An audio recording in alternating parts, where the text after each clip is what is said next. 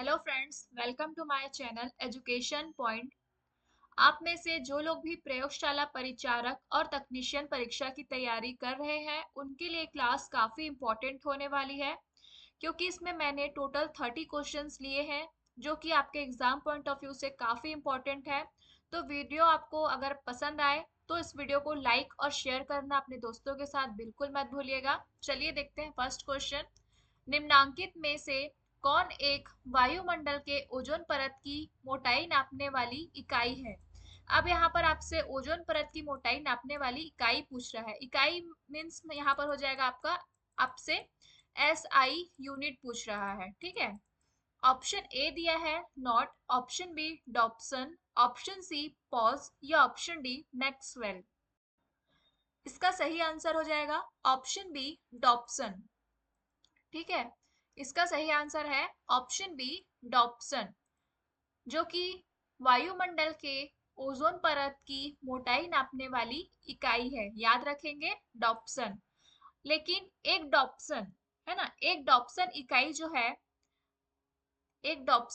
जो है वो 2.69 इंटू 10 की पावर 20, याद रखेंगे 10 की पावर 20 ओजोन अणु प्रति वर्ग मीटर के समतुल्य होती है, ठीक है।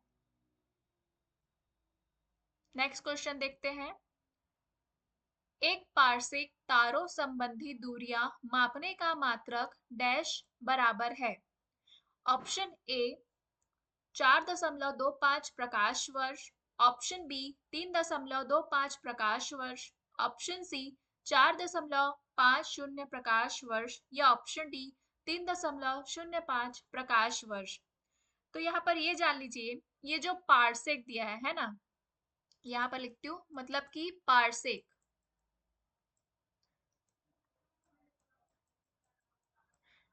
ये है आपका पारसेक।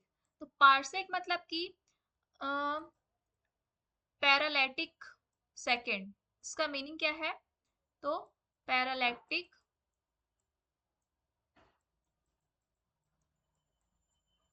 सेकेंड, ठीक है। ये मतलब है पारसेक का, यानी कि इसका ये संक्षिप्त रूप क्या है पैरालैक्टिक सेकेंड का, तो वो है पारसेक, ठीक। इसका प्रयोग लंबी खगोलीय दूरी को व्यक्त करने के संदर्भ में किया जाता है। तो इसका जो, इस क्वेश्चन का जो सही आंसर हो जाएगा वो है आपका बी 3.25 प्रकाश वर्ष, ठीक है। लंबी खगोलीय दूरी मतलब वही तारों संबंधी दूरियां मापने का मात्रक है, वो है 3.25 प्रकाश वर्ष के बराबर है। नेक्स्ट क्वेश्चन है। पारसेक मात्रक है ऑप्शन ए दूरी की, ऑप्शन बी समय की, ऑप्शन सी प्रकाश की चमक की या ऑप्शन डी है चुंबकीय बल की। तो अभी इसमें देखा हमने कि ये किससे मापता है, तो दूरी को, है ना। ऑप्शन ए इसका सही आंसर हो जाएगा, दूरी की। पारसेक मात्रक है किसकी, तो दूरी नापने की, है ना। ऑप्शन ए इसका सही आंसर है। अब ये भी आप याद रखिए कि एक पारसेक बराबर क्या हो जाएगा, 3 × 10 की पावर 16 मीटर। याद रखेंगे, ठीक है। यानी, और एक और चीज याद रखिएगा कि एक प्रकाश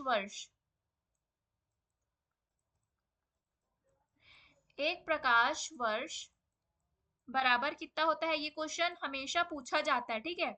9.46 इंटू 10 की पावर 15 मीटर, ठीक है। इसको भी आप जरूर याद रखिएगा। एक प्रकाश वर्ष बराबर होता है 9.46 इंटू 10 की पावर 15 मीटर, ठीक है। तो मतलब कि एक पारसेक बराबर क्या हो जाएगा इस हिसाब से, एक पारसेक बराबर हो जाएगा आपका 3.262 प्रकाश वर्ष।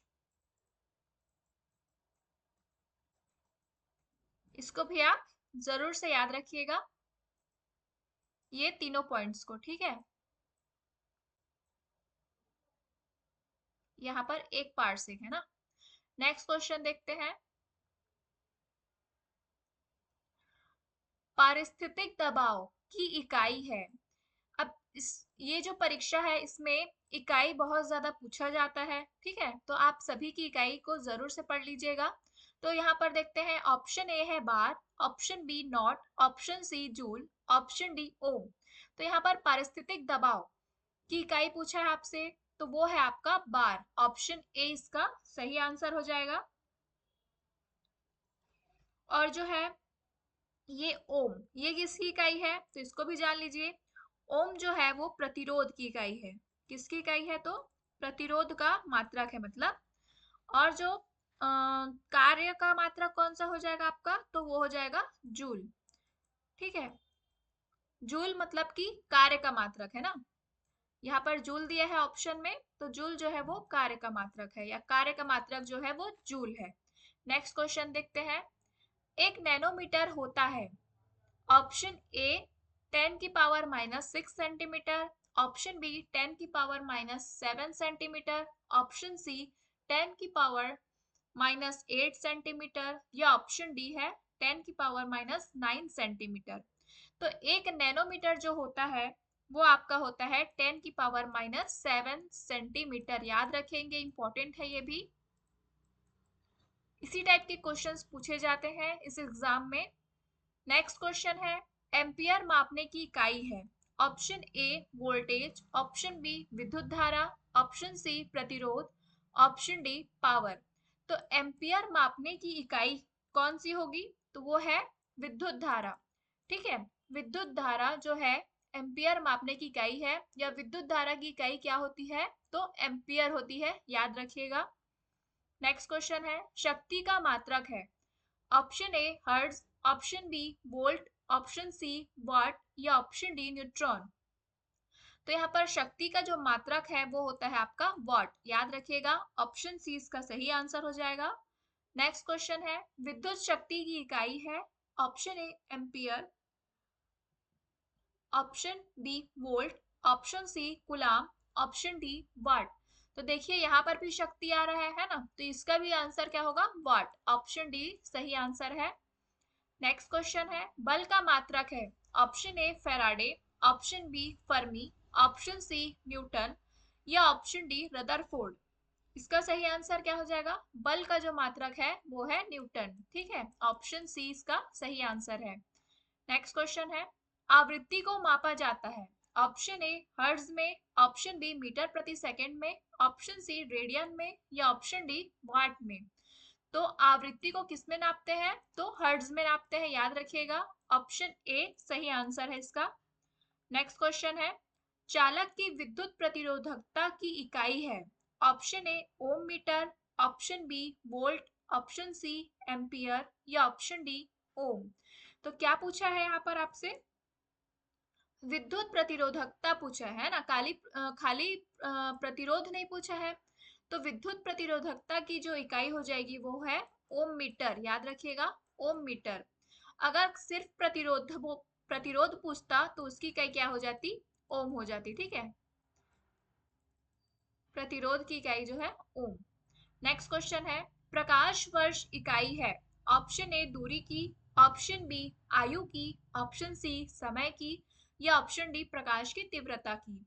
तो प्रकाश वर्ष इसमें होता है मीटर में, है ना, किसकी इकाई है तो दूरी की इकाई हो जाएगी, ऑप्शन ए इसका सही आंसर है। नेक्स्ट क्वेश्चन है, प्रकाश वर्ष होता है। ऑप्शन ए वह वर्ष जिसमें सूर्य का प्रकाश अधिकतम रहा हो, ये तो नहीं होगा। ऑप्शन बी वह प्रकाश जिसमें कार्यभार हल्का रहा हो, ये भी गलत है। ऑप्शन सी प्रकाश द्वारा एक वर्ष में चली गई दूरी, या ऑप्शन डी सूर्य तथा पृथ्वी के बीच की औसत दूरी। अब देखिए, एक प्रकाश वर्ष तो की इकाई क्या बोला है इसके पहले क्वेश्चन में, प्रकाश वर्ष की इकाई बोला तो हमने दूरी को सही लगाया था, है ना, तो मतलब कि ये दोनों में से एक होगा, इसमें भी दूरी दिया है इसमें भी दूरी दिया है। लेकिन प्रकाश वर्ष एक्चुअल में होता क्या है, तो प्रकाश वर्ष जो है वो प्रकाश द्वारा एक वर्ष में चली गई दूरी होती है। ठीक है, तो ऑप्शन सी इसका सही आंसर है, न कि सूर्य तथा पृथ्वी के बीच की औसत दूरी। नेक्स्ट क्वेश्चन है, लंबाई की न्यूनतम इकाई है। Option A micron, option B nanometre, option C angstrom, या ऑप्शन डी फर्मी मीटर। तो यहाँ पर लंबाई की न्यूनतम इकाई जो है वो हो जाएगी फर्मी मीटर, याद रखिएगा फर्मी मीटर। नेक्स्ट क्वेश्चन है, निम्नलिखित में से कौन सी अदिश राशि है? ऑप्शन ए बल, ऑप्शन बी दाब, ऑप्शन सी वेग, ऑप्शन सी वेग, ऑप्शन डी त्वरण। तो यहाँ पर कौन सी अदिश राशि है? तो वो है आपका दाब, याद रखिएगा दाब जो है वो अदिश राशि है। तो अदिश राशि हम किसे कहते हैं? तो अदिश राशि में परिणाम की आवश्यकता होती है लेकिन दिशा की नहीं, है ना। उदाहरण आपके सामने है, जैसे कि दाब है, ठीक है, दाब हो जाएगा, और क्या हो जाएगा? चाल, दूरी, आयतन, ये सब क्या है आपके अदिश राशि है। लेकिन सदिश राशि के बारे में भी जान लीजिए। सदिश राशि क्या होगी? तो वे राशियां जिनको व्यक्त करने के लिए दिशा एवं परिमाण दोनों की आवश्यकता होती है, वो क्या कहलाती है? सदिश राशि कहलाती है। अब सदिश राशि का भी कुछ उदाहरण देख लीजिए। ये हो जाएगा आपका सदिश राशि। तो सदिश राशि का उदाहरण क्या क्या हो जाएगा? जैसे कि है आपका बल, ठीक है, बल है, वेग है, विस्थापन है, ठीक है, और विस्थापन है, संवेग है।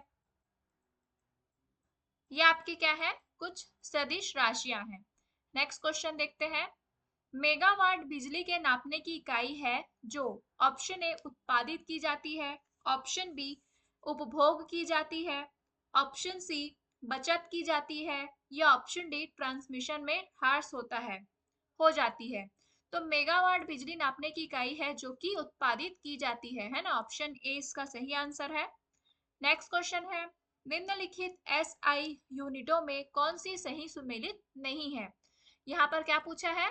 कौन सा नहीं है ना सुमेलित, यानी कि कौन सा सही नहीं है। ऑप्शन ए है कार्य का जूल होता है ऐसा ही मात्रक, ऑप्शन बी बल का न्यूटन, ऑप्शन सी द्रव्यमान का किलोग्राम, और ऑप्शन डी है दाब का डाइन।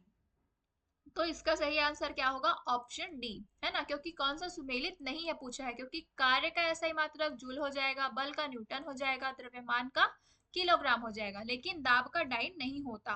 दाब का ऐसा यूनिट क्या होता है? याद रखिएगा पास्कल। क्या हो जाएगा? पास्कल। नेक्स्ट क्वेश्चन है, निम्नलिखित में से किस राशि का मात्रक नहीं है? है ना।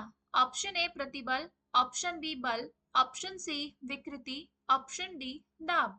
तो किस राशि का मात्रक जो है वो नहीं है इन चारों में से? तो वो है विकृति, ठीक है, ऑप्शन सी इसका सही आंसर है। नेक्स्ट क्वेश्चन है, अब यहाँ पर कूट वाले प्रश्न है, तो वीडियो को पॉज करके देख लीजिएगा। ये दिया है यहाँ पर उसका कूट, है ना, यानी कि आंसर दिया है, और ये है क्वेश्चन। सूची एक को सूची दो से मिलाना है। ऑप्शन ए है वाट, ऑप्शन बी है नॉट, ऑप्शन सी नॉटिकल मील, या ऑप्शन डी कैलोरी। ये चार ऑप्शन दिए हैं उसके सूची एक में। सूची दो में चार ऑप्शन है, उष्मा, नौच संचालन, समुद्री जहाज की गति और शक्ति। आपको मिलान करना है सही से, ठीक है। तो वाट का क्या हो जाएगा? हमने पढ़ा है, वाट का हो जाएगा शक्ति, है ना। कैलोरी का क्या होता है? तो कैलोरी का हो जाएगा उष्मा, ठीक है। और नॉट का जो है ये हो जाएगा समुद्री जहाज की गति, और नॉटिकल मील इसका क्या हो जाएगा? तो नौ संचालन, ठीक है। तो ये हो गया पहला, है ना, ये पहला का है। बी का क्या हो जाएगा? तीसरा, मतलब ये बी का है ना, यानी कि ये दूसरा है। और नॉटिकल मील इसका क्या है? ये तीसरा का हो जाएगा। और कैलोरी जो है वो उष्मा, ठीक है, फोर्थ। तो कौन से ऑप्शन में है? पहला का चौथा, है ना, पहला का जो है वो फोर्थ वाला है, ये पहला का है। तो कौन से में है? इसी से पता लगा लीजिए, बाकी ऑप्शन को देखने का जरूरत ही नहीं है। ये सी ऑप्शन में दिया है, तो ऑप्शन सी इसका सही आंसर है। नेक्स्ट क्वेश्चन देखते हैं, सुमेलित कीजिए। नेक्स्ट अगेन कूट वाले प्रश्न है, क्योंकि आजकल जो भर्ती परीक्षा में कूट वाले प्रश्न बहुत ज्यादा पूछे जा रहे हैं। ये आप कूट देख लीजिए, ए, बी, सी, और ये है आपका डी, ठीक है। तो जूल का क्या हो जाएगा, डायरेक्ट जूल का लगाते हैं हम, कार्य। जूल का हो जाएगा कार्य, ये मतलब कि ये पहला हो गया, ठीक है। एम्पियर का क्या हो जाएगा, एम्पियर का हो जाएगा धारा, ठीक है। विद्युत धारा का मात्रक जो होता है वो एम्पियर होता है ना, तो ये हो जाएगा आपका दूसरा। फिर दिया है वाट, तो वाट किसका हो जाएगा, ये हो जाएगा सामर्थ्य, यानी कि ये हो गया आपका तीसरा। फिर वोल्ट दिया है, तो वोल्ट का विभवांतर और उष्मा, तो वोल्ट का क्या हो जाएगा, विभवांतर हो जाएगा, विभवांतर का वोल्ट, ठीक है। और कैलोरी का हो जाएगा आपका उष्मा। ये हो जाएगा आपका फोर्थ और ये 5।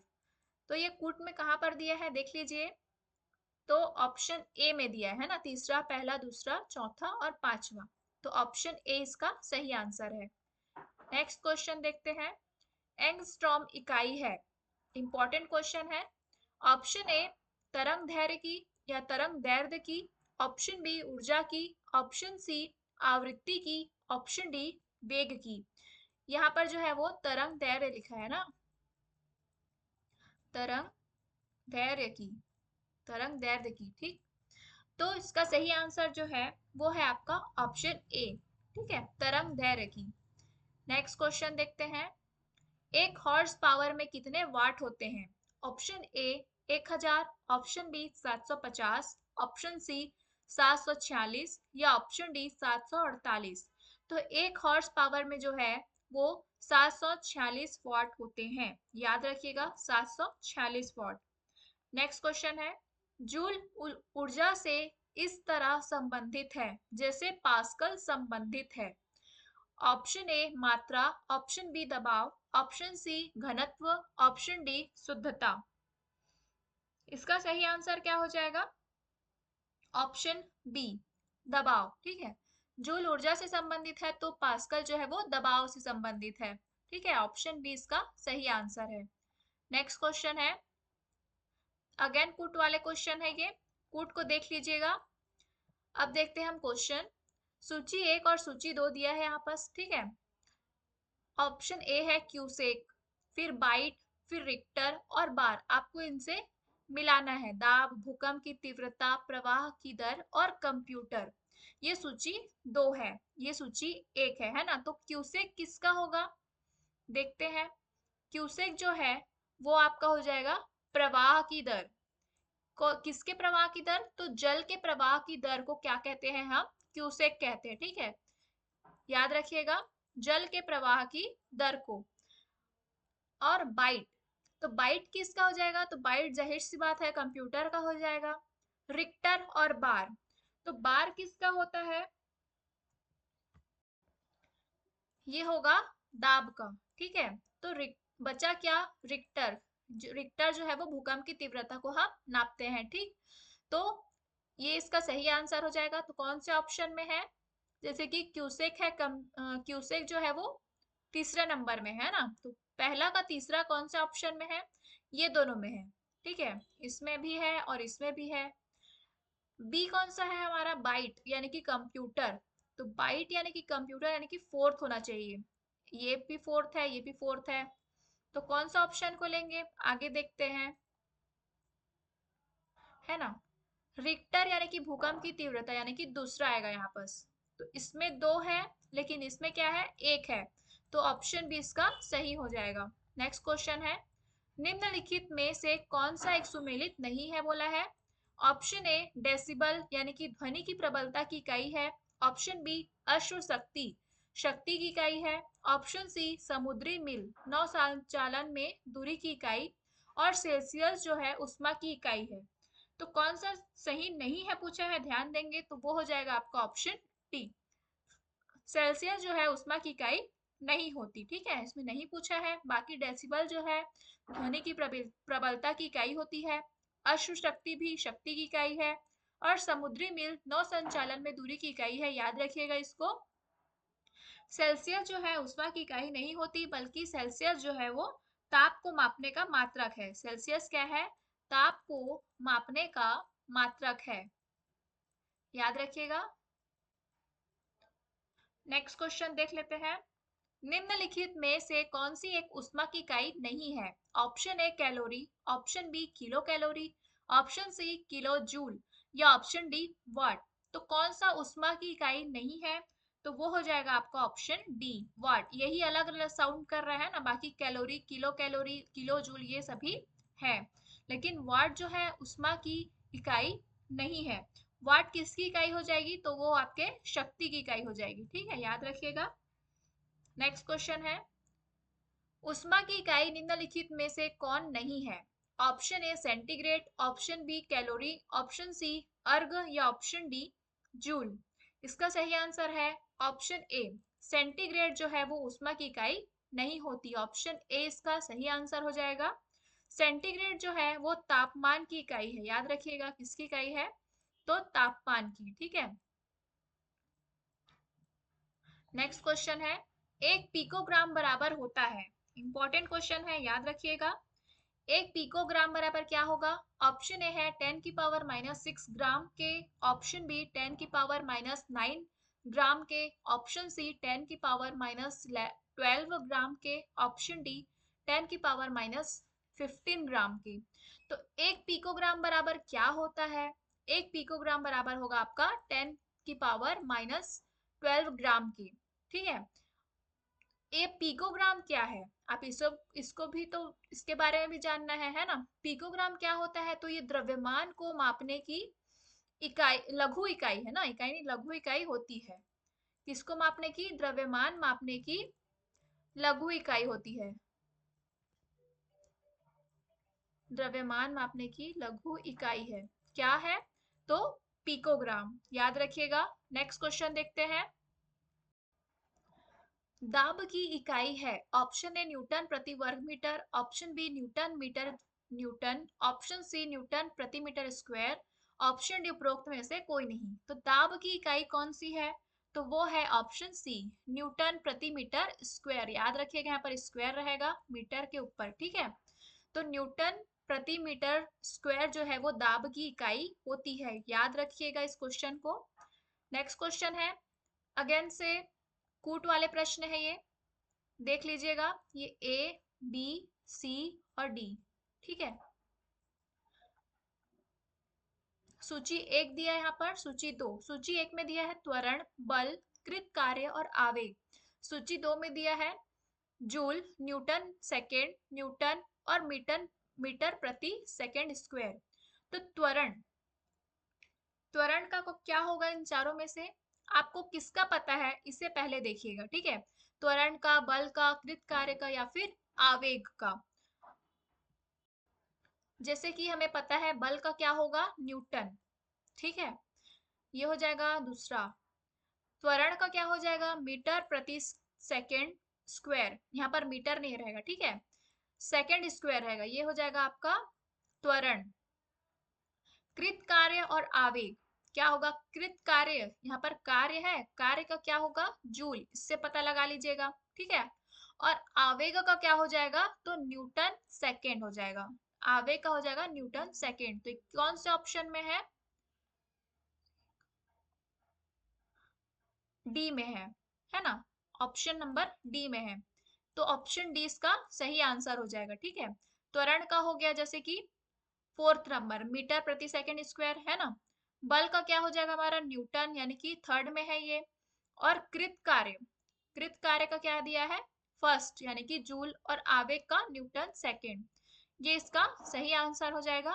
तो ये थे आज के कुल 30 प्रश्न। इस वीडियो में लिए गए प्रश्न आपको आपके एग्जाम पॉइंट ऑफ व्यू से हेल्पफुल लगे हो तो please like share and subscribe to my channel and press the bell icon, जिससे कि आपको आने वाली वीडियोस की नोटिफिकेशन सबसे पहले मिल सके। और फ्रेंड्स, ये जो साइंस सब्जेक्ट से रिलेटेड सीरीज है ना, केमिस्ट्री फिजिक्स बायो की, ये जो एमसीक्यू सीरीज है ये रेगुलर चलती रहेगी आपके एग्जाम के होने तक।